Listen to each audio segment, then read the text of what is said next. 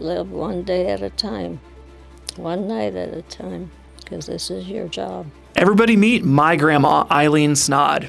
Grandma is a walking history book, having lived through 16 different presidents, World War II, and many other prominent events over the last 9 decades. Hear how she grew up in rural Iowa dirt poor, riding a horse to school, how she built ammunition and shells for the war effort after class in high school, how she married my grandpa and maintained a marriage for over 71 years until he passed away, raising 5 children, and hear how they ran a feed mill business until grandpa's health declined and they had to sell it. We talk about the biggest problems in society today, how technology is ruining our youth, and her evolving relationship with death, having lost many of her peers, her husband, and a bunch of her friends and family along the way in her 97 years. Sometimes I think, why am I here? Why do I still have to be here to carry on the Snaadt name? This conversation is not your typical business talk.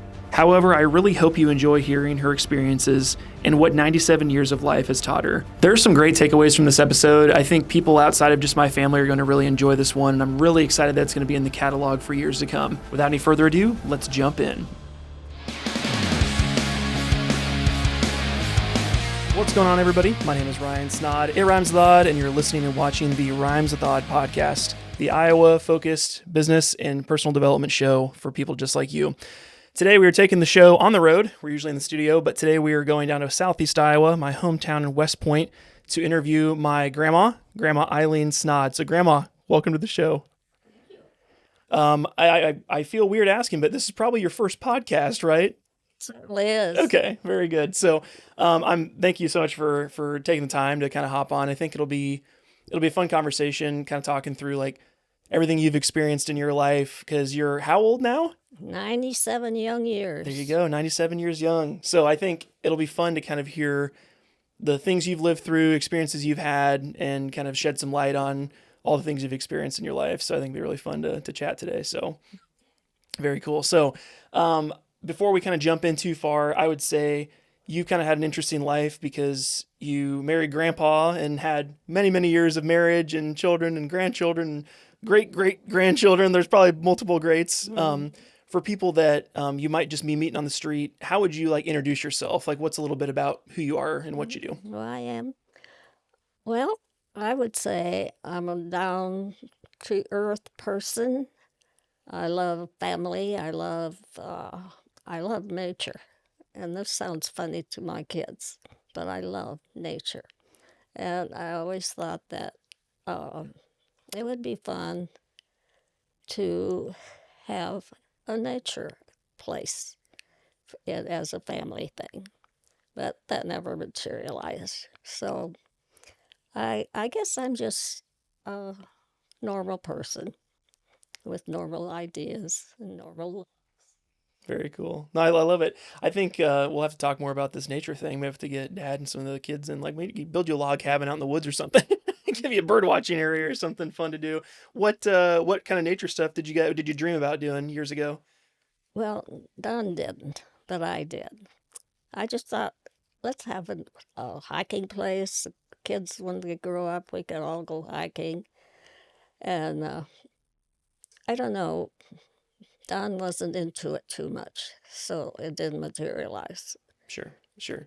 Well, I think we can talk about maybe some places you wish you could have hiked years ago, or place you still want to go now. Maybe we can take you hiking or something. But I think it'll be interesting to kind of talk through a little bit. But I would say the SparkNote version of everything is, I mean, how many children did you have? How long was your marriage before Grandpa passed? Like, what's the legacy at this point currently? Okay, Don and I met when I was a sophomore in high school. I had lived in St. Paul area, and that's where I did my first 8 years of school. And as soon as I met Don, I knew that was it. So we were high school sweethearts, and we went together, I guess, 3-4 years before we got married, because Don was in school. And we have 5 children and 11 grandchildren, 18 great-grandchildren, and I was informed I'm going to be a great-great-grandmother. And that sounds pretty interesting. I would love it. So, my kids all live in the area, which is very nice. My grandchildren, most of them live in the area. So, my grandson Ryan and my granddaughter Kara are the only two that live any distance away. Yeah, yeah. I'm in Des Moines area, 3 hours away, and then I think Kara's also 3 hours away. So Yeah. we're the outliers that moved away. So Oh, that's okay. You're not too far. Yeah, I've had a wonderful life. I really have. I can't complain. that's awesome, and we'll talk about it. I think it'll be something, especially if people are listening in, that there can be some key takeaways of like things that make a wonderful life. People that are seeking happiness or fulfillment in different areas, which will be really fun. I think a good place to start would probably be if you can just tell me about your childhood. Like, where did you grow up? What's like probably your earliest memory from your childhood? My earliest memories, we lived on a farm in the St. Paul, Iowa area. My dad helped farmers on their farms. We didn't have a farm. My mother was a seamstress, and she made all our clothes, which was a blessing because we were as poor as dirt mice. It was in the 20s, everybody was poor. You just didn't have, you had what everybody else had. But at one time, my mother couldn't feed us, all of us. There were 6 of us. So I went to stay with my grandmother one school year, and my brother Lee stayed with a farmer who had no children. So he worked for him, and I stayed with Grandma, and then I went to school. We rode a horse to school, and the kids just think that's amazing. My aunt was 2 years older than me, and it was her horse. So she and I rode the horse to school, which a lot of other children did too, because they had places for them to tie them up and feed. So in the good in the good weather, we rode the horse. In the bad weather, we walked. In many years, I walked to school, and it would be like 2 miles to school and 2 miles back. But we always made it. In the snow, we went over the top of the snowbanks, and my brother Lee would keep pulling us along. We wanted to go home, and he kept pulling us. We have to go to school, which was a fun. Uh, I don't know. My growing up years weren't that, I guess they were like everybody else's. The children in the area, we all got together and walked together to school. Nobody had a car to speak of. Our first car was a Model A, and there were no gravel, no pavement. Everything was mud. All the streets and all the roads were mud. And I can remember my mom, one time she said, "I'm going to take you to school today. And you better pray because I might get stuck." And we did. We got stuck in the mud. But with all of us pushing, we could get the car out. And of course, that ended that. But I can say my teen years, I didn't really get to spend much with my older brother. I have one brother, and he enlisted in the Navy when he was 17 because he didn't want to go to the Army. So I missed a lot of years with him gone. Was that voluntary service, or did he get drafted at all? Or He would have been drafted if he turned 18. So he enlisted when he was 17. So it wasn't, I mean, he just picked the Navy because he didn't want the Army. So I missed some years with that. Otherwise, Lee and I were always close. We're only 2 years apart. And I had 4 sisters. I lost my sister Rita 3 years ago. to one of those dreadful diseases like ALS, and I don't think they'll ever find a cure for it. So I miss her a lot. Right. Well, and and remind me of the birth order. Are you middle, youngest, oldest? And you said Lee's your oldest brother. My brother's the oldest. He turned 100. Isn't that amazing? It's amazing. I mean, 97's not far a feet from that, but 100 years old. Wow, that's just crazy. He tells me if I get to 100, he's going to stick around long enough. We're both going to celebrate. He'd be 103. Well, anyway, Lee's the oldest. I'm the next, and my sister Rita, who passed away, would be 95. My sister Norma is 92. My sister Juanita is 89, and my youngest sister is 84. Crazy. I mean, I mean, you mentioned you're growing up in the farm in St. Paul. Was there something in the water that gave you guys like extra long life or something it's just crazy? You guys have all lived so long. That's miraculous. I really don't know. My grandma and grandpa Swartz lived into their upper 90s, so I think we got the genes from the sources. There you go. Yeah.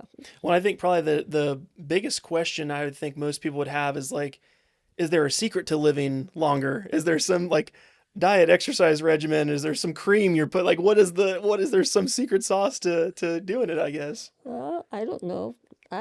When I was younger and could walk, I used to get up in the morning at 6 and walk every day. In my married life, I did. And I always said that helped me live this long. And I would love to be able to do it again. But Sure. Well, with modern medicine, maybe we'll get you some robot legs. You can just go put you in a sidecar and let you just roll down the road. You can do it. I imagine. So, I think another super interesting tidbit about your siblings and everything is that you guys are all born on major holidays. So tell me about that. I know there's a write-up in the newspaper about it years ago, but tell me about that. that was unreal. I was born on March 17th, St. Patrick's Day. My sister Norma was born on Easter Sunday. My other sister Juanita was born on 4th of July. Mary Lee, no. My mom was born on October 31st, Halloween. My grandfather, Swartz, was born on January 1st. It just went on and on. Because every one of your siblings is on a major holiday. Just about. Just about. Okay. And then you said your mom also is like on one Yeah. as well. That's ridiculous. Mm-hmm. There must have just been, if there's some kind of cool party going on, the hospitals are probably a little more. I don't know what was going on. Sure. Well, and at that time, I mean, were you and all your siblings born in a hospital setting? Or I'm assuming sometimes people just have kids at home because there might not be an easy way to get to a hospital. We were all born at home. Oh my goodness. Yeah, I was born just a block away Oh, in the house on the corner. Yeah, now I am right here, a block from where I was born. you mentioned like everyone kind of grew up poor, for lack of a better term. Were there any people that you remember that were not like dirt poor, as you would describe it? Mm-hmm. Yes, there were few farmers in the area, and a couple of the young women that I went to school with. Their family was rich. I'd call them rich. I don't know if they did, but yeah. What was like the status symbol back then for like if you saw somebody with something, like is it a car, is it a house, is it a fur coat? What was the thing back then that was like, oh, that person must be well off? You're right. That's what we would thought. Yeah. Those three things, probably house, a car. What would be like the flashy car, or even just Oh, having a car back then? they had a car that was all enclosed. My goodness, Oh, that was rich. sure. Was there heat in those cars, or just No, okay? no heat. See, No, today if your car didn't have heat, you'd be driving a clunker. It's like, oh man. no, we had a lot of blankets, Yep. and everybody was. I'm knocking it again. Oh, it's okay. A lot of blankets, and we stayed warm. Sure. Was there, you mentioned having to grow up and I would say grow up quick. What were some of like your first like jobs? Was it on the farm? What were some of those things that you did to earn money or to just help around with the family? My first job, I didn't do anything while I was in grade school. I mean, we just worked at home. We had two big gardens just so we had food. My first job was babysitting for my neighbor. And from there on, my next job was when I worked at Schaefer Pen. And I worked there during the war in World War II. Some of us high school people worked, and we worked with shells that were being built, and we had to inspect those. So we worked like 3, 4 hours after school and went down to they had an extra place. I don't know what it was called, but it was Schaefer Pen. And we worked on those shells, and we made some money, but it was kind of a gruesome job because you think, now these are going to go kill somebody. And you were in high school at the time, you said? In high school. I couldn't imagine get done with high school, ride your bike over to a pen factory that's been turned into a war machine to create bullets and shells for the war effort. What a Yeah, bizarre experience. yeah, yeah. World War II was not good. For sure. And we'll talk about some of that stuff with some of the bigger things you've lived through, experiences and life events and things. What would I say, or how would I say this? You mentioned childhood having like a pretty good impact on your life and kind of where you ended up. What do you feel like are some of the biggest lessons you took from your childhood or things that kind of stuck with you into your adult life? I guess the lack of food, I always felt like you don't waste anything. You you grow up and you have a family and you cook. You don't waste. There are so many poor people out there who would love to have your leftovers. So always try to be good about that. Fix leftovers. And Don always said they weren't leftovers, they were new overs. So those things kind of stuck with me. Sure. Well, I think a lot of people that have, like you said, lived through some of the hardship, even if they weren't born into a poor family, they people have fallen on hard times at some point in their life, and I think that kind of sticks with people. Is like you when you don't have much, two pennies to rub together. It's like, okay, we're gonna be a little more frugal. Like those things, I think stick. So that makes total sense. Um, what are some of the fun things you guys did, or things for fun or entertainment back in the day as a kid? We played a lot of board games. My mom would even make up one. She'd draw different things on the board, and we played that a lot. Uh, we played with the neighbor kids, not so much, but we rode bikes when we finally could afford a bike. But out in the country, you just don't do that much because everybody's working. Kids are all working after school. And I wasn't lucky like Don. He had a skating uh, pond behind the mill. He could go skating every night. So, anyway, not too many fun things. Sure. Well, I think you'd probably find fun, right? You create fun with your Oh, sure. boredom. Probably just leads to, hey, we got a stick and a piece of a rock or something. Let's make a game out of it. And that's really fun. Yeah, I always laughed because Mom made us play football with Lee. She didn't want him to grow up to be a mama's boy. So we played football with Lee, and he just tackled us like crazy.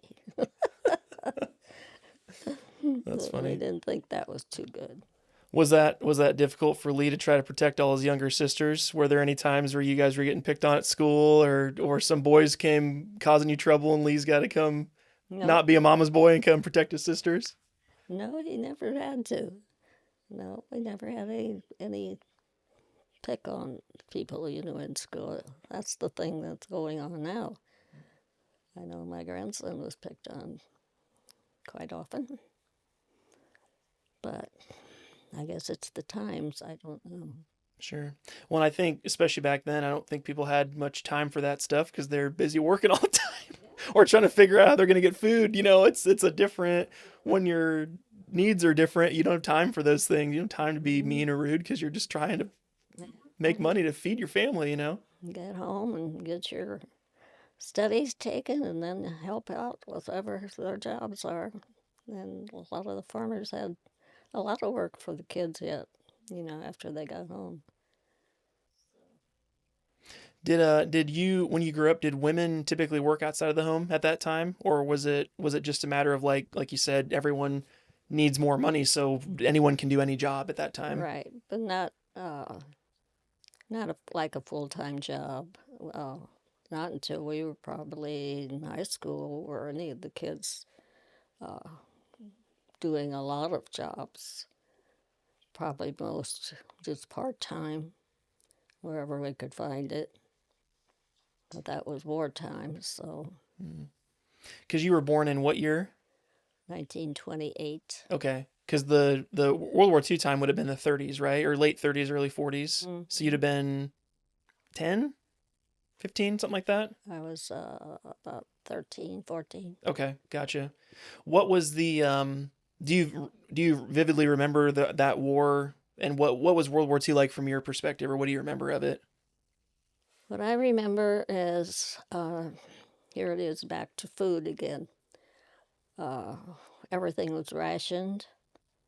We couldn't only could buy so much sugar, so much flour, and we had to save all the oil. Like if you used any kind of vegetable oil and you don't throw it away, you save that.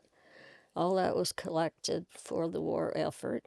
We What bought. was the oil used for? Vegetable oil and things like that? Mm-hmm.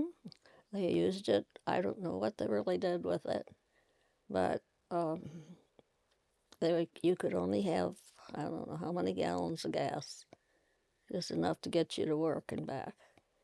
Um, we bought war bonds to try to help the effort. Uh, it was, we worried a lot about the servicemen. Don never went to service. He was lucky. I guess he was lucky. I think anyway. A lot of his classmates went to service, but we got married in 49 and we had Tim in 50. So he got just missed because we had a child. But he always said, maybe I should have gone to service. I said, no way. If you get drafted, that's different. Hmm. But when you just go and join, I don't think that's a good idea. Sure. Well, and it's a different time because I've talked with like other family members that have like lived through the Vietnam conflict and the draft there, and there's a lot of like negative connotation around getting drafted. It was kind of like a who's pulling the card that no one wants to do. What was that kind of the case back then, or was it more of a sense of duty for the young men of like we have to or we need to do this to protect the country and It help was people? it was a sense of duty. Okay. Nobody objected. I mean, they got called and they went, and a lot of them didn't come back, of course. Hmm. But yeah, World War II was not good. It left a lot of people scarred for life. A lot of people dead. A lot of people in our area in town lost their lives, Hmm. and that really hits home. You know, especially for the women. They didn't have a husband, and one of their boys got killed. Hmm. So, but we lived through it. Sure. What were some of the things you took away from that experience in terms of things you learned about yourself or people around you, like coming together for a common goal and fighting through a mutual crappy situation for everyone? What did you learn about that experience? Uh, I learned that you can get it done. You can survive. You can do it. You think you can't, but you can. Just like we went to school and then went out to the pen factory and worked those hours after school. Anything we could do to help the war end. And I think everybody that I knew was on board with that. So you learn to make ends meet and you do what you have to do.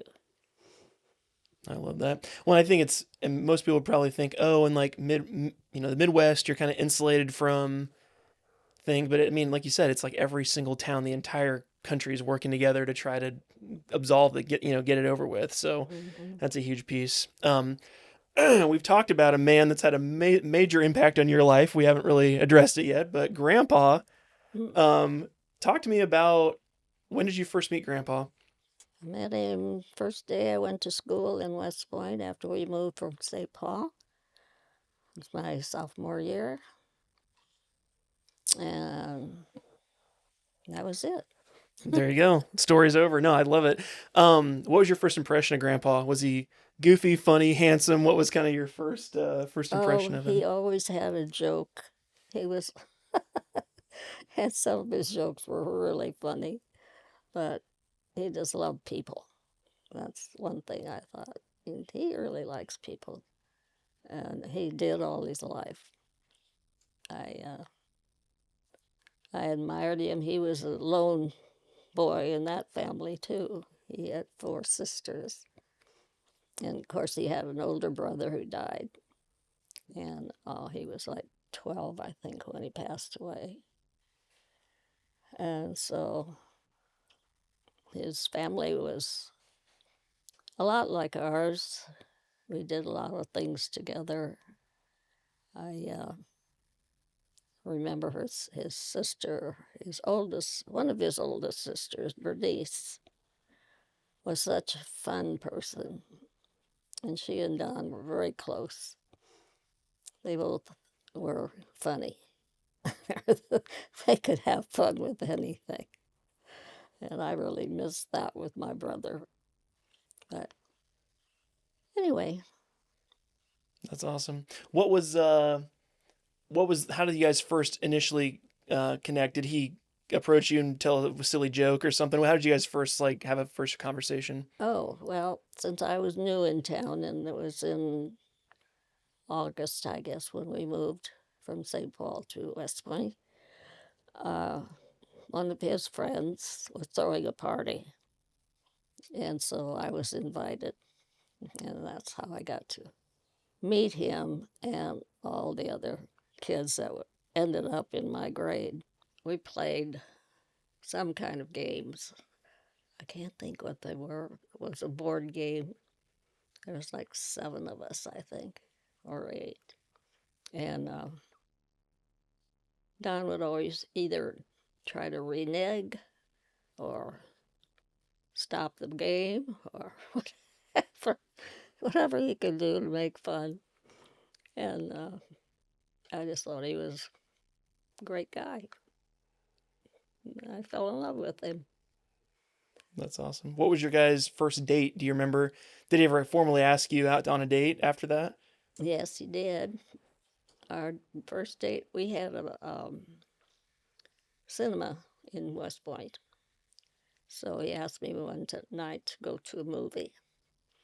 And we laughed afterwards. We had just enough money to get to the movie and maybe get a treat afterwards. So we'd stop in the one tavern. We were always welcome there. And so I'd get a root beer and he'd get a chocolate shake. And then our money was gone.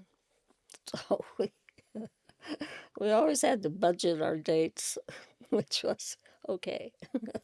Sure. Do you remember what a drink would go for? I mean, today that's like $4, $3 for a glass of root beer or something. Do you remember? Was it like a nickel or something back then? Oh, my drink was 10 cents, Crazy. and Don's shake was like 15 cents. What was like a good like an hourly rate or an hourly wage for people if they worked back then? What Oh, was a normal hourly wage? I'd say, gee, well, when I started working at Schaefer's, I earned $1.25 an hour. Okay. And It's that quite a few was, chocolate shakes. yeah. No, I had to save it. Oh yeah, of course, of course. Yeah, for our age, he would be $1.25. Very interesting. Yeah. So you go on a couple dates with the grandpa. Was he your first boyfriend? Was this like a new experience for you? Had you dated some other guys in town before then? I dated one guy before that, and that was not very good. So then it was done. I never dated after that. Sure. Well, somebody I can imagine grandpa being pretty goofy and can keep you on your toes, a little entertaining, Oh, that kind yeah. of keeps things sharp. Um, so how long did you guys date before it kind of got serious? Was it one of those right away things, like ever since then it was you two together, or was it kind of an off and on type of thing? No, we stayed together the whole time. It was amazing. That's awesome. Yeah. Love to hear it. Um, how long did it take you to realize that you wanted to marry that guy? Oh, about a year, maybe. I didn't know if he felt that way, but I did. Apparently he did because we got married. That's cool. Yeah. Was there any like moment or aspect of grandpa that when you saw it or experienced it, you're like, I could really see him being like my husband or having a family with this guy? Well, he was always very generous, very nice to people, no matter who they were. And, some people are very biased, and he was never that way. He, everybody was his friend. He liked people. He liked everybody. And that was a nice part of him. That's cool. So you guys were together for a bit. You wanted to get married. What was your wedding like? When was the wedding? Where was it at? What was kind of something about it that you remember? Oh, okay. On Christmas Eve, he gave me a diamond. And then we planned the wedding for the next, that was in 48. And we got married the next October in 49. We got married at St. Mary's in West Point. My one sister, this is off the side, but my one sister's husband got burnt in an accident, so she couldn't be in my wedding. So then I had two of my sisters in my wedding, and my youngest sister was my flower girl, and my brother Lee, and Don's cousin was in the wedding. We got married, and back then you had a great big meal. So we had this meal at the Legion, and then later we had a dance. And after the dance, Don and I got in the car and started for our honeymoon. And Don's sister was expecting a baby, and they couldn't come to the wedding, so we drove out to Ohio where they lived, and we spent a couple days there, and that was our honeymoon. And on the way back, we got on the wrong road, and we had a little, not an accident, but we had a little problem trying to find our way home. That was a 13-hour drive. And nobody stops. You just keep going. Can't call for help. There's no phones, right? There you Right. send a flare up or something.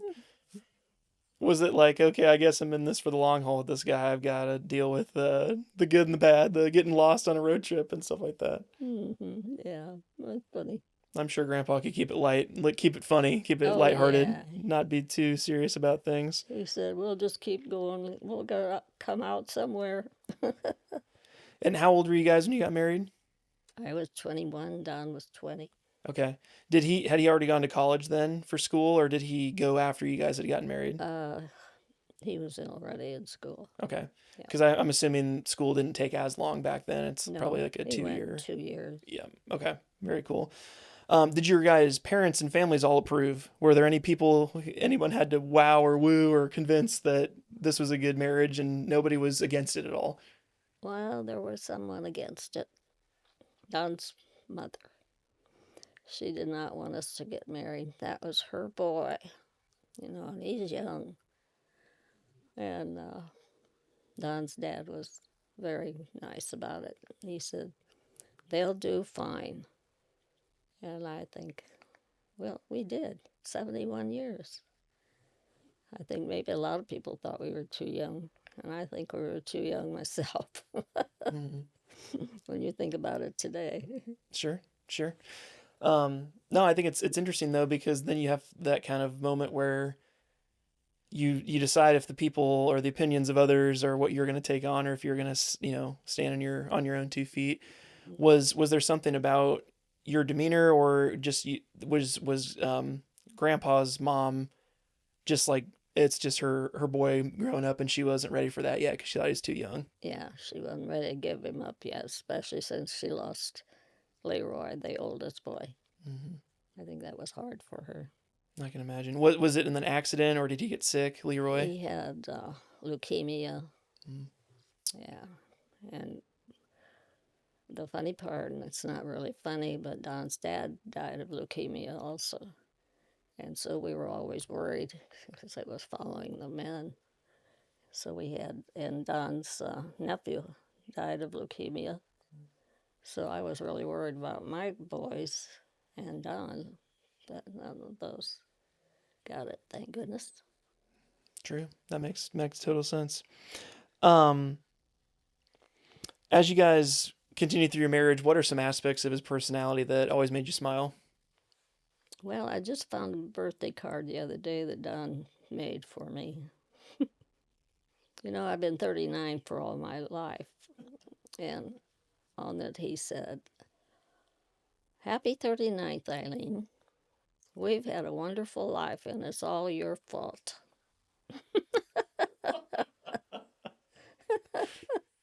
He's got a way with words, doesn't he? Oh, he did. He's so funny. That's crazy. Kind of shifting gears, I want to talk about kind of those early careers and your guys' involvement with the mill. I know a little bit ago, Dad was bringing up some paper clippings and things, kind of the history of the mill. Talk to me about what you knew about the mill before you guys started working in it. What did Grandpa tell you about the mill prior to you guys getting involved with it? Well, mostly that it had been generation on down. Uh, that it once was a flour mill, and there was a big pond in the back, and they had the water wheel, and that's how they ground the flour. So I knew that about it. Don probably knew more than that, but uh, I thought that was interesting. And then as it grew, I mean, as people needed feed, different things, then they had to add on. So they added on the uh, wood part of the mill. And but when Don took over after his dad died, I mean, it was so busy. There were so many farmers that needed feed, well, even just like right after the war, they needed feed, they needed different things for their farm. And so we had a couple that would come, guys that would come and help us get the things that we needed shipped to us, so we could take care of the farmers. Uh, I think uh, what I liked about it was the fact that Don and I could work together there, and we actually agreed. We didn't fight over anything. uh, so he did the work, and I did the book work for years, 38 years. So that was interesting. A lot of people don't work together, and of course, a lot of people can hand it down to their kids, but none of our kids wanted any part of it. They all worked there at one time.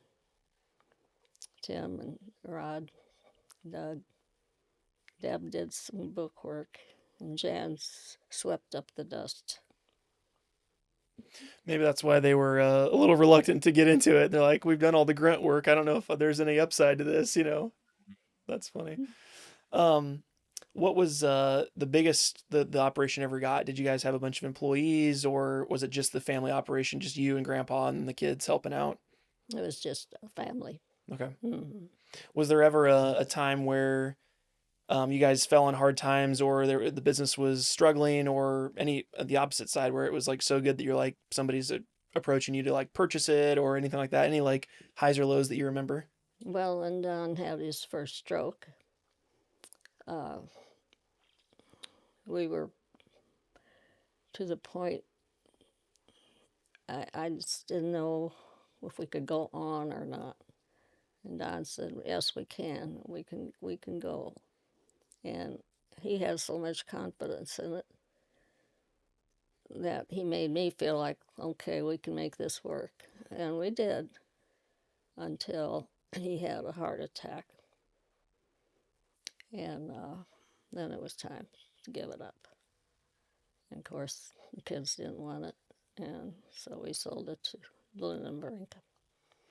But about broke Don's heart when they took it down because it was in the family so long. It was it was there. It was always there. So that was a bad time. Mm-hmm. Well, from what I've heard Dad talk about, it was a point of contention with him and his mother as well, like because I think she owned it previously, right? And there was some friction there of like handing it down and things like that. So Yeah, she did. She wanted to keep it, but of course she couldn't run it. And so we bought it from her. And we paid so much to her every month. That's the way we bought it.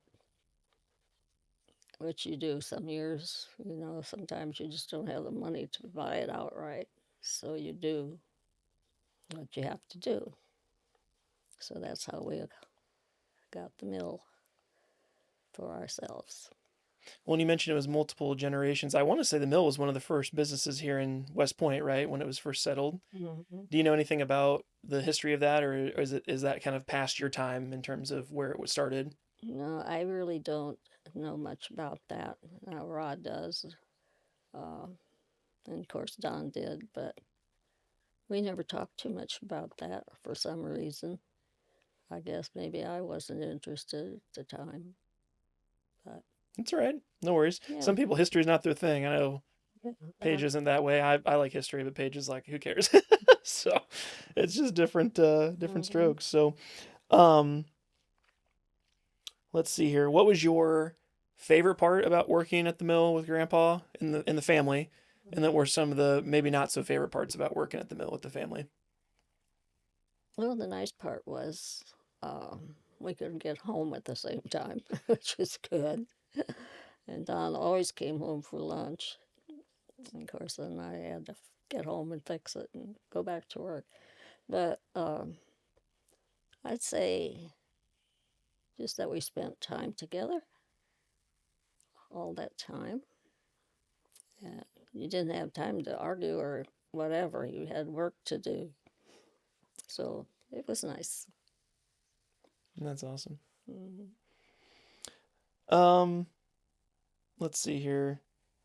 Kind of talking or shifting gears now to kind of talk about family stuff because I think I would say a very large part of your life is being a mother, grandmother, great grandmother, family woman, if you will. Um, what was kind of the early days of parenthood like for you guys? You mentioned you had Tim pretty soon after you guys got married. What was kind of those early days of parenthood like, and how did you raise the kids early on? Well, when Tim was born, it was in February, it was cold.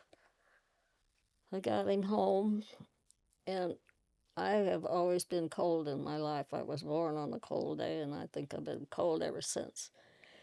And so we just wanted him to be warm, and we wrapped him in blankets, and he broke out with a rash. Had taken to the doctor, and the doctor said, "For heaven's sakes, don't put all those blankets on that poor kid." He was getting a heat rash because you put too much blankets on him. Yeah. So anyway, but he was a cranky baby, and we'd take turns at night rocking him. Of course, Don had to go to work in the morning, and so it kind of left me with this cranky baby. And one night I had to go somewhere. Came home and Don was rocking him and he's singing, "I wish I were single again." Was this a made up song that he came up with, or was that something on the radio I back think then? there is one. Oh my gosh. That's crazy. So then after Cranky Tim, you guys decided to have even more children. That's right. So talk to me about this. Well, that didn't stop us. Yeah, Dub was born 2 years later, and then I had a miscarriage, and then Rod was born 3 years later, and then Jan and Doug. Very cool. I know a lot of people struggle with miscarriages and things of that nature. Did that you guys ever stop you guys from wanting to have more children, or did you question if you wanted to keep having more children just from the health challenges there? No, no. You guys knew we want to keep having more children. Did you know you wanted to have what I would call a big family today? I mean, probably normal sized family back then, right? Having more Well, than 3 kids. everybody just had big families. So I guess we'll take what we get because you didn't have a choice. Sure, Yeah. sure.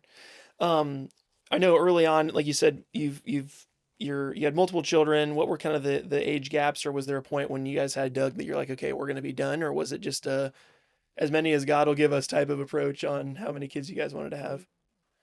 No, after Tim was born, well, after Jan was born, when she was born with this heart problem, and I really didn't want to have Doug, but we did, and he was a blessing. He was so good with Jan. Whenever he tried to do something, she would try, and that's what she needed to keep her going for 4 years until she had heart surgery. Mm-hmm. And so they're born for a reason, I think. So I was glad I had Doug. That's incredible.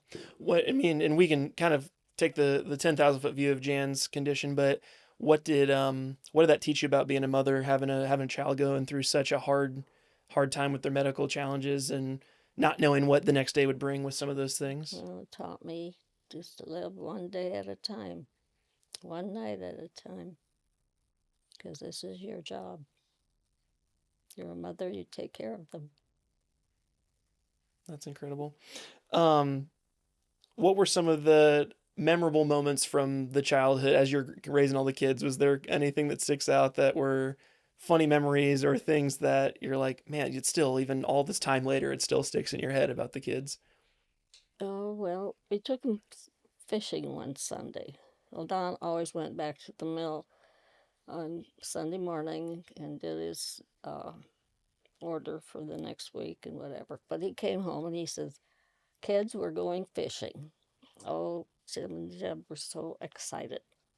He says, "I've got the worms and we got the poles, so you get ready.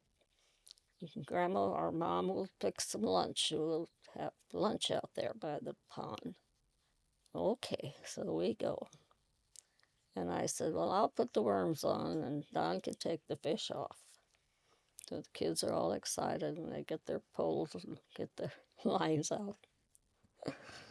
And it wasn't 2 minutes. Our Rod said, Tim said, "I've got one." And Deb says, "I got two." And they were this about 2 inch long fish. And after about an hour, we ran out of bait, and they had about 30 fish. We threw them all back in, and Doug's arm. I get my kids mixed up. Tim said, "Can't we take one home and fry it?" I said, "No." They're all 1 inch long. That's hilarious. Oh, we just laughed. That's fun. Did you guys ever do any like family vacations or things that you guys went somewhere and had a shared experience at all, or did you guys pretty much just stay in town most of the time? One year, we did a family vacation with the 5 kids. We rented a trailer. I call it a trailer today. I don't know what you call it, but it housed us. And so we started out and we went to Chicago first because Don's nephew was getting, he's either getting married or some reason. Anyway, we went there first. And then we went up into Wisconsin and camped. And from there we went to Minneapolis. And I had friends there. And then we went to, where the Mississippi starts. And of course, we all walked across the Mississippi because we had to tell everybody we could do that. It was about, this wide. At Lake Itasca, that's where it starts. And of course, Chan fell in, and we had to laugh about that. And then we went to another camping place, and that was about the end of our week. So we started home, and we stopped in Des Moines, and we were going to stay there one day. And the mosquitoes were so bad that we couldn't hardly get out of the camper, so we went home. And that was the end of our vacation. Vacations didn't really happen super often. You see, like today, like current day, some families take 2 or 3 vacations a year, where you might take 2 or 3 the entire childhood of all the kids, Yeah, we only went once. Of course, when Don and I had the elevator, and if we sold enough feed, the company would give us a free trip. Mm. So we had quite a few free trips, which was great. And I loved it. I would have stayed wherever we were, but Don wanted to come home. Mm-hmm. No place like home. Sure. No, I love it. Let me see here. What other questions do you have here? I think an important thing, and you talked about this with kind of your upbringing, being kind of like work is at the center of what you guys do. It's how you kind of earn your keep in this world, right? Mm-hmm. How did you guys really try to instill a strong work ethic in your kids? Well, we didn't have to really bug them about doing their jobs. I mean, they just knew if they had a job, they had to be there. And there was no reason to call in sick or miss it. I mean, it was their job. And it was just instilled them without our trying. I mean, we just knew they had to have a good reason to go to work. And they did. I don't think any of them complained about working. That's awesome. Talk to me a little bit about legacy. I know, especially at this point in your life, like I think legacy is probably a big part of like the kids and how the family will continue on. What was it like to be one of the last Snaadt families in the Midwest? I think Grandpa was one of the last like name bearers of the Snaadt name. To now see it where there's 50 plus people, that all are Snaadts and or, married in or married out type of approach there. Well, I know we'll keep the name going, that's for sure. We have so many boys in the family, which is great. Don kind of felt left out, I guess, when all his sisters died, but he never said much about it. But now that he's gone, I just feel like I'm the only one. I'm the only in-law. And sometimes I think, why am I here? Why? Do I still have to be here to carry on the Snaadt name? I don't know. I just feel lost sometimes about that. But I move on.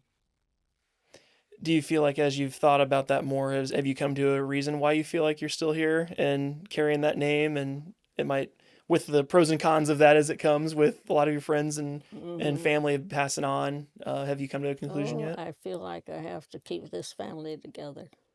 I feel like I'm here for a reason, and that must be it. God doesn't tell me why. He didn't tell me why I have to stay. But anyway, it's okay. Sure. Well, and it's I'm sure it's challenging just being, like you said, older, but also your siblings living as long as they have. Like you can get together with them if you're when you schedule times and things, and trying to get together and whatnot too. It's I'm sure that's a fun way to keep it going that way. Oh yeah, we used to get together once a month to play cards, and every year we'd get together for a weekend, and our weekends turned into half a week. We had so much fun, and of course we haven't been able to do that since Rita passed away. But and of course we could, I guess, but I'm just not able to do it anymore. So, and I don't expect Mary Lee to do it all. She would be the one. She's too busy bowling. Oh, there you go. Getting too many turkeys. That's what it is. Oh my. Yep, she bowls 5 times a week, and that's her life. She just loves to bowl. Well, there you go. That sounds like someone enjoying their retirement. Right, That's they good. do. She does. That's good. Um, we'll take a break here quick in the questioning. I do what's called a lightning round, so I'll ask you a couple quick questions, rapid fire, just kind of break up the story a little bit. What is your favorite movie that you've ever watched before? My favorite movie was Casablanca, and I think it's still out there. I think it's an oldie. Yeah, Did you see it in the cinema, or did you buy it on like a DVD or VHS or something? we saw it in cinema. Okay, very cool. Favorite song and your favorite book? My favorite book was Girl with a Pearl Earring. It's about a artist who draws a picture of this girl. I mean, it's something I read for book club, but it's one of my favorites. My favorite song, I have lots of them, but my favorite song was, I'd say Moon River. Okay. And that's, Who's the artist? Andy Williams. Okay. Did you and Grandpa have a song that you guys had that was like this is our song, or did you not have one? No, we, Okay. Some couples do, some don't. I think it just depends on the person. In all of your life, where's the furthest place you've traveled? Furthest place away from Iowa? Switzerland. Okay. How old were you when you went to Switzerland? Well, I was married. We were married 1973, a long time ago.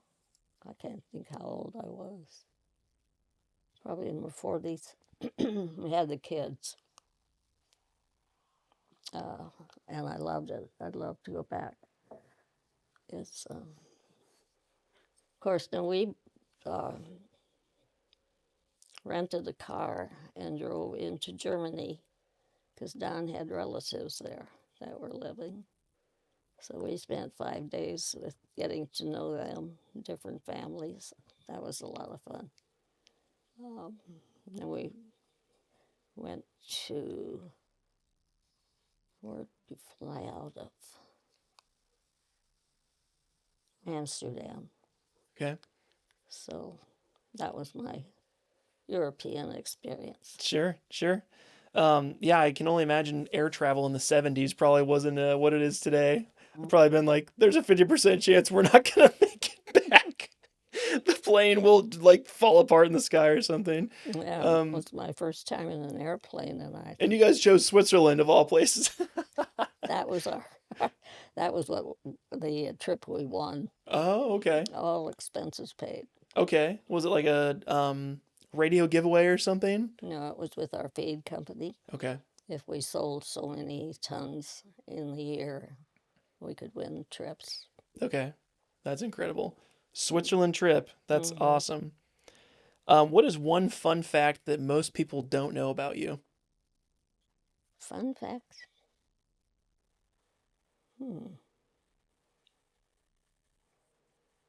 Apparently I didn't have any fun because I can't think of anything.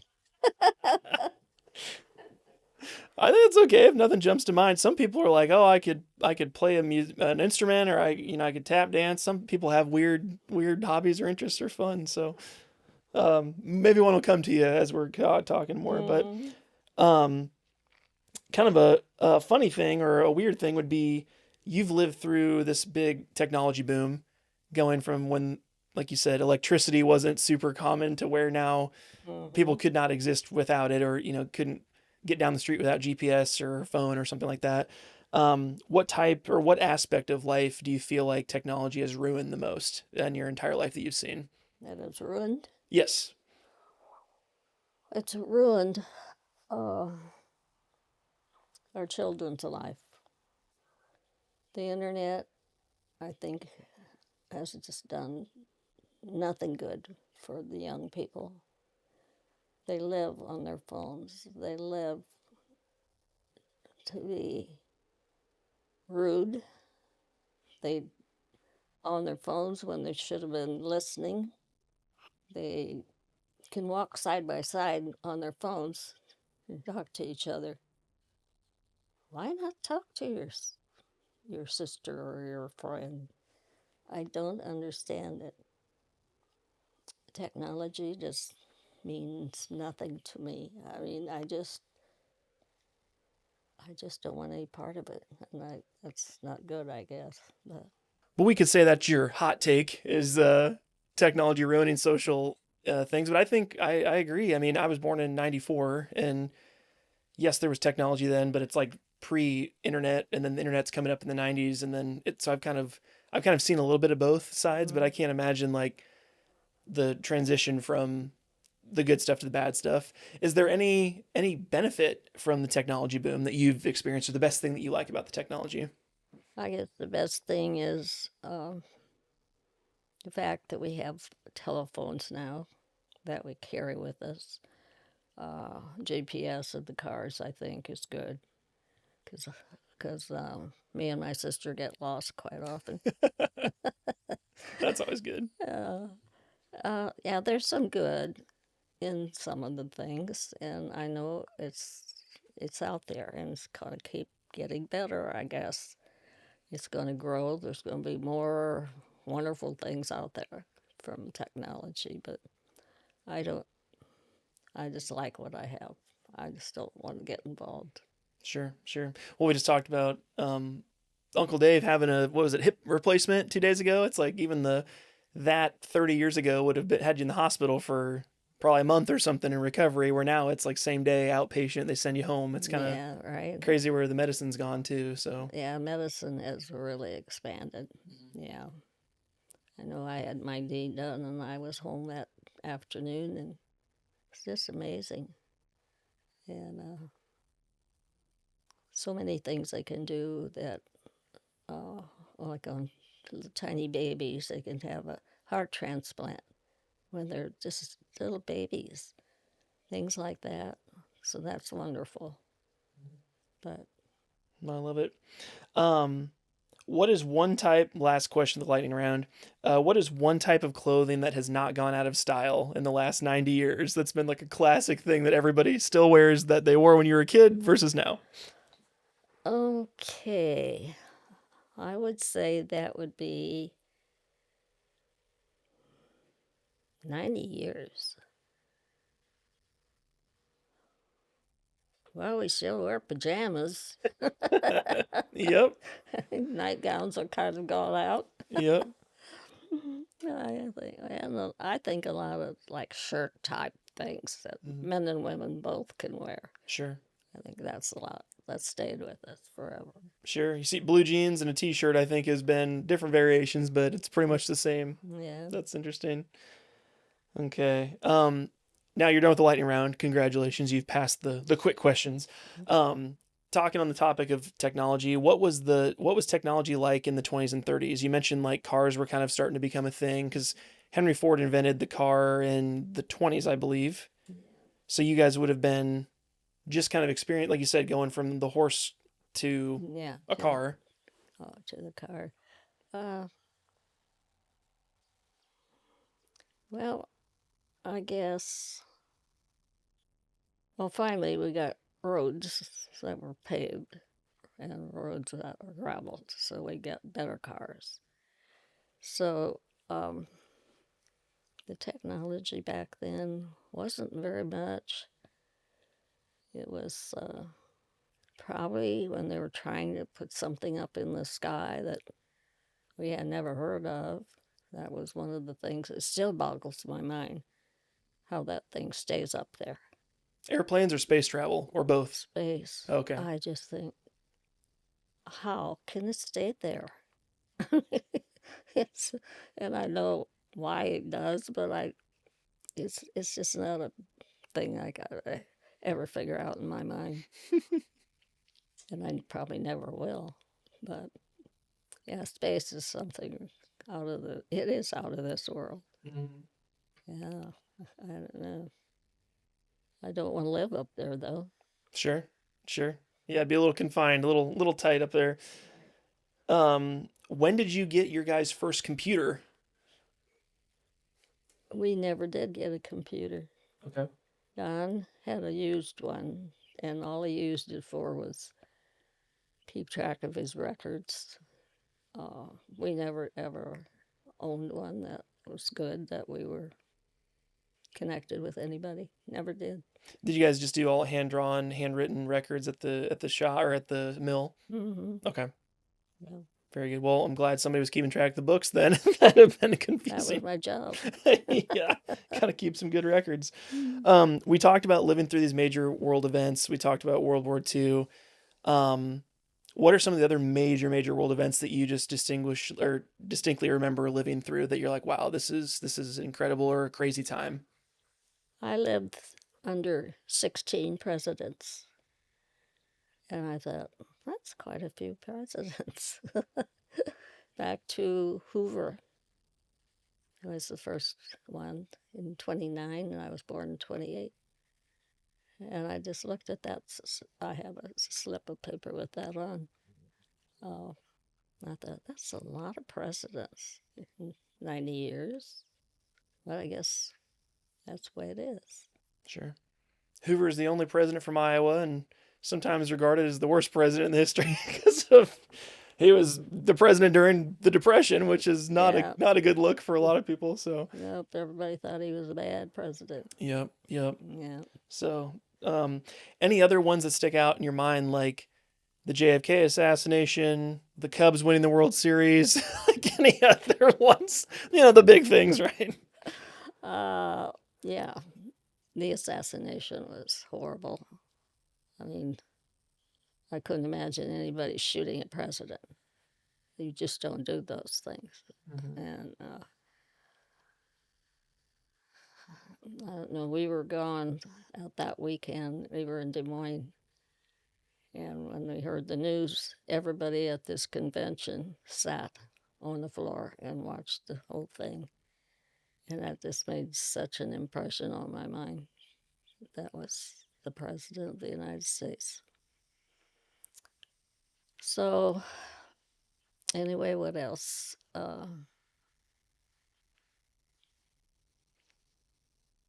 I guess the fact that we got a Catholic president, and that was kind of unheard of back in those days. And now we've had a black president, so I think things are looking up. If we ever have a woman, I would be amazed because men ruled the world. They do. Mm-hmm. But anyway, I've lived through so much and so many changes, but still, they seem like just yesterday. I mean, it doesn't seem so far away that they changed. But I don't want to anymore. Mm-hmm. I'm ready. Do you feel like kind of a time traveler at times where you're in this futuristic technology, like all the things, and you're like, I just remember when we were using sticks and rocks to play play Yeah, games in the dirt road that used to be a road, you know? yeah, a lot of times. Yeah. I always think back to how we made our own fun. Mhm. We didn't have to have anybody set everything up for us. We could just go out and make up games. My kids did the same thing. They never had to find anybody. They could always find somebody to play with. They even built houses out of leaves and things like that. Mm-hmm. And they had good times. Yeah. And I sometimes think, why don't we go back to some of these fun things that we did? Mm-hmm. But Yeah, at that time, you probably, kids are running around town doing God knows what. It's just, mm, you just hope somebody, if they see something happening, they would stop it, or, yeah, someone's going to run through the street. Hey, get out of the street, yeah, stuff like that. You just hope decent yeah. people are around. We never worried about them. Mm-hmm. I mean, the kids all walked to school and they played with kids from all around town, and they were out at night playing. And we never worried because we knew they'd be home such and such a time. And today, I wouldn't let my kid out without anybody with him, and it's just not done anymore. Mm-hmm. It's so scary. Right.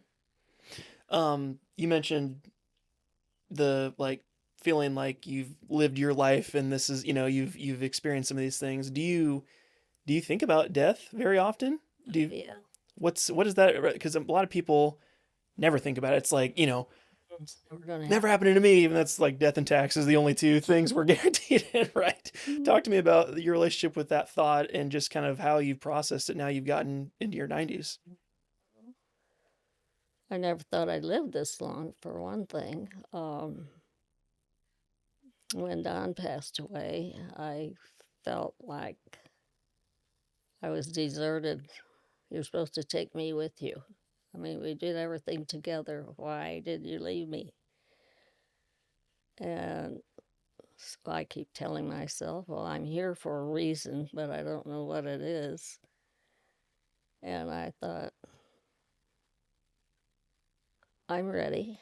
I mean, I've got all my ducks in a row and I'm ready whenever. It doesn't bother me to think about death. I know a lot of people don't want to think about it, but I'm okay with it because it's bound to happen. It's probably got to give you some sense of peace too, that it's so many people are afraid of it, where it sounds like you're at peace with it because Yeah, whenever. whenever it happens, it happens. Yeah. I think we've kind of danced around this, but what has been your experience, seeing those you love, your friends, your really close people, grandpa as well, pass away? What has been that experience of, like you said, kind of feeling like a time traveler in a different time, that you're still on this earth and experiencing this, and there's all these kids at Christmas running around, all these different kids, just, and now like we just told you the other day, we're having another one. It's like, no, there's even more coming. Like, what's that experience been like for you? Experiencing the good and the bad, and the loss and the birth and the death, like all of it at the same time. Yeah, I just feel like um, it's wonderful that everybody's having their children. They're all well. And but I think, what are these children going to grow up to be? What is life going to be for them? Right now, it's a crazy life, and I feel sorry for kids who don't know anything but technology. They don't. They don't know how to add numbers. They don't know how to write their names. They don't know how to tell time. Did you ever realize that? Kids don't know how to tell time. If you say quarter of, what do you mean? What's quarter of? Things like that. And like Jan says, in the bank, they hire somebody and they don't know how to write. They have to do it on a machine. They have to have a calculator. They can't write their name. And I think, that's just basic. What are they teaching them in school? I don't know. Things like that kind of bother me, but I don't know why it should bother me. You're allowed to be bothered. You're not bothered. You're allowed. No, I think it's definitely valid. I think another fun tidbit that a lot of people never experience in their life is what has been your experience seeing all of your grown children reach retirement, and you guys kind of get to spend even more time together if they want to, of course. It's unreal. I just think, my goodness, I'm 97 and I see my kids celebrate their 50th wedding anniversary. I never heard of that before. And I think these kids are growing up so fast. They're not kids anymore. My kids are adults. They're old. So I don't know. It's a funny experience to see that. It's got to be a wild thing to see. Just be and your youngest kid graduating. It's or not graduating, but you see him go through school and get married and have children, and then now they're. It's kind of like again. It's like you're in a different time. It's like, whoa, I never thought I'd make it to the point No, to I see that. didn't. I just never thought I'd see. I Mm-hmm. thought I might see my grandchildren, but not 18 great grandchildren. It's amazing and it's wonderful that I get to see them. Don didn't get to see all of those. He didn't get to see you two. Mm-hmm. Oh, I'm sure he sees them. Oh, I'm sure. I'm He's sure. probably trying to think of some jokes. Oh yeah, he'll send me some messages from the grave. Something funny will pop up. I'm like, oh great, there's Grandpa talking to us. Um, let's see here. Kind of tying it back to a marriage. Obviously, you guys had a very long marriage. I'm sure there's ups and downs there. How many years were you guys married before he passed? 71 and a half. Okay, and who's counting right? The half years, I love it. Um, what do you feel like is some of the best advice, like marriage advice, that you would give people, or something that you think really helped lead to your marriage lasting as long and as well as it did? Well, you don't go to bed angry. You talk it out. Whatever's bothering you, you sit down and talk it out. You may not agree, but maybe you'll feel like, well, maybe I'm not right, maybe I'm wrong. But you have to talk. It's you have to communicate with each other. Otherwise, it just doesn't work. And I know we've had some tough times, especially when Jan was born and she was not healthy. And I'd be up at night with her, and I'd say, "Oh, Don, can't you stay up with her a while? I'm just so tired. But I have to go to work tomorrow. How am I going to work?" So, I mean, it's like things like that come up, and you think, "Well, why can't you do more?" And of course, you think about it, you know, you can't change those things. But, oh, we had some discussions that weren't very nice, but one time I told Don I was going home to Mom, but I didn't have a mother anymore. So that didn't work. Sure, your argument collapsed on itself. Um, I think a big piece about this too. You mentioned like when Grandpa passed, like coping with his loss and things. What were some of the ways that you got through that? Because I'm assuming that was one of the hardest times in your life when Grandpa passed away. It was. But, you know, he left me long before he passed. Don got so bad and he couldn't talk anymore. And I couldn't understand him and he'd get frustrated. And we tried all kinds of things to help him. And I just felt like, what more can I do? What can I do to make him feel better?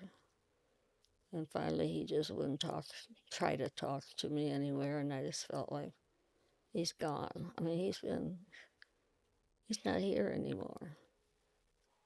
So I think I suffered more then than I did when he passed away. Because I felt, well, he's in a better place. And he won't have to try to talk to me. It was hard. I can imagine. How did your kids rally around you during those hard times and make you feel loved and not alone? They were here. They stayed that first night. Deb and Cassie stayed here, and Doug stayed a couple times. And they didn't want me to be alone. They brought food. In fact, after a while, I was just glad when they left. No, they were all here. I mean, they're good, and they're still good. Well, it's always so interesting because you talk about family being the most important thing for people, but when you see it play out in times of struggle and hardship and loss, but also good times like marriage and other fun things that you get together and celebrate things, I think it just goes to show family really is the most important thing, and people just don't, you say it all the time, but actually understanding it is hard. Yeah, so it is. It means everything. I talked with a couple of different folks that are have lived a lot of their life, like gone through a lot of different experiences.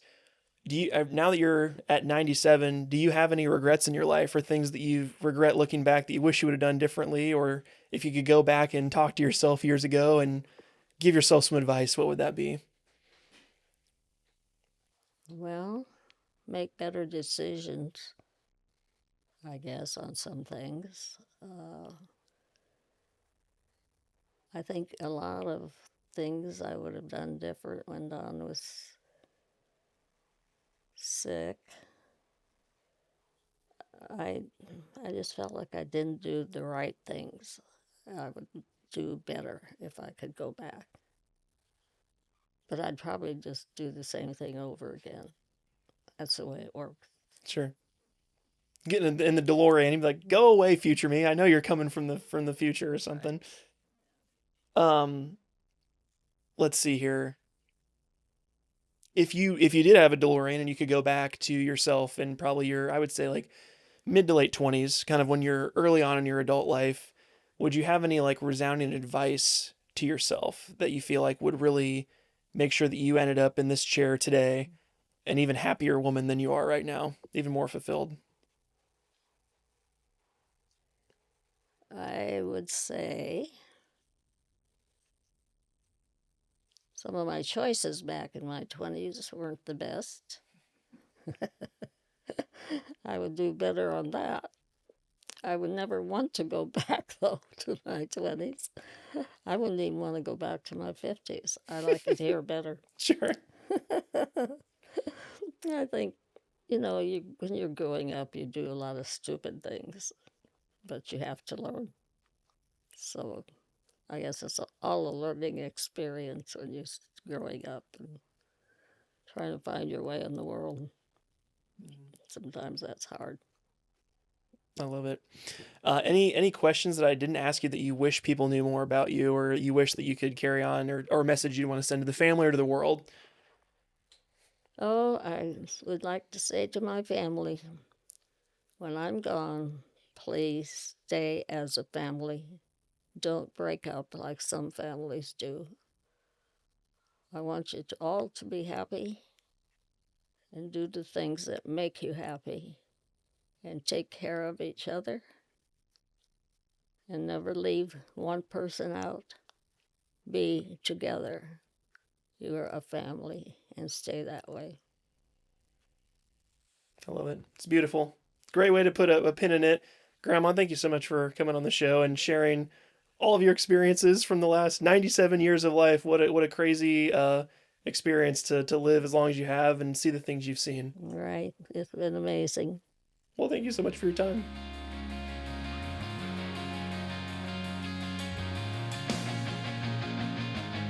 Thank you so much for watching yet another episode of the Rhymes with the Odd podcast. We really do appreciate your support. If you could give us a 5-star review on Apple iTunes, that makes a world of difference, guys. Also, if you're tuning in on YouTube or Spotify, make sure to subscribe so you don't miss another episode, and check us out on social media. Also, if you'd like to inquire more about our services here at Snaadt Media Group or learn about doing your own podcast for your own business, you can find us at snaadmedia.com. We'll see you in the next episode. Peace.